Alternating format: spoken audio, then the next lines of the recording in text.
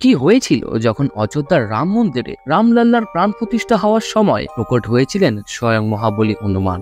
এই দৃশ্য সবাইকে হতবাক করে তুলেছিল।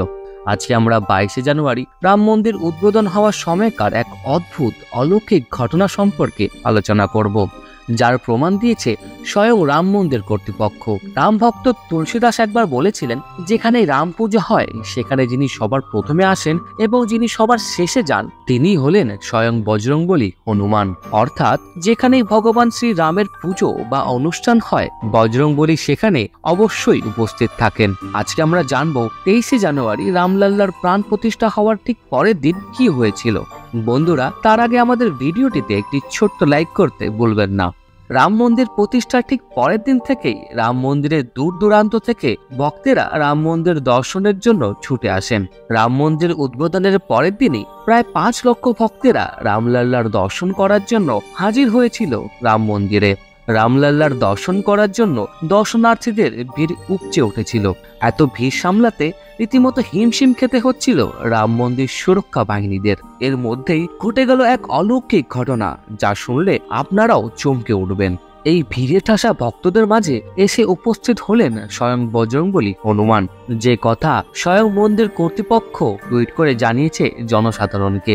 মন্দির কর্তৃপক্ষ সম্পূর্ণ ঘটনাটিকে টুইট করে লিখেছেন যে রাম মন্দির উদ্বোধনের ঠিক পরের দিনই 23শে জানুয়ারি বিকেল 5:50-এ একটি বাদর রাম মন্দিরে প্রবেশ করে। বাদরটি দক্ষিণ দুয়ার দিয়ে রাম মন্দিরের গর্ভগৃহে প্রবেশ করে এবং রামলাল্লার মূর্তির একদম সামনে চলে আসে। সেখানে উপস্থিত থাকা মন্দির সুরক্ষা কর্মীরা অবাক হয়ে সেই দৃশ্য দেখে এবং সুরক্ষা কর্মীরা এটা ভেবে ছুটে আসে যে বাদরটির কারণে রামলাল্লার মূর্তিটি যেন পড়ে না যায়। সাধারণত একটি বাদর অনেক মানুষের ভিড় দেখলে সেখান থেকে ছুটে অনেক দূরে পালিয়ে যায়, কিন্তু অবাক করার বিষয় হলো এতগুলো সুরক্ষা কর্মী বাদরটির দিকে ছুটে আসছে দেখেও বাদরটি শান্ত মনে মন্দিরের পূর্ব দরজা হয়ে লক্ষ লক্ষ ভক্তগণের মধ্য দিয়ে বেরিয়ে যায়। সে বাদরটি মন্দির বা মন্দিরের কোনো সামগ্রীর ক্ষতি করেনি।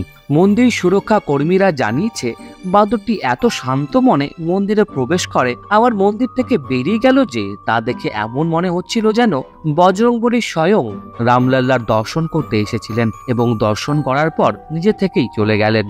এই রকম আজব আজব কাণ্ড প্রতিনিয়তই রাম মন্দিরে ঘটেই চলেছে, যা সত্যি অবাক করার বিষয়। আমাদের আজকের এই ভিডিওটি আপনাদের কেমন লাগলো? যদি ভালো লেগে থাকে তাহলে একটি লাইক, শেয়ার, সাবস্ক্রাইব করতে ভুলবেন না এবং কমেন্টে জয় শ্রী রাম অবশ্যই লিখবেন।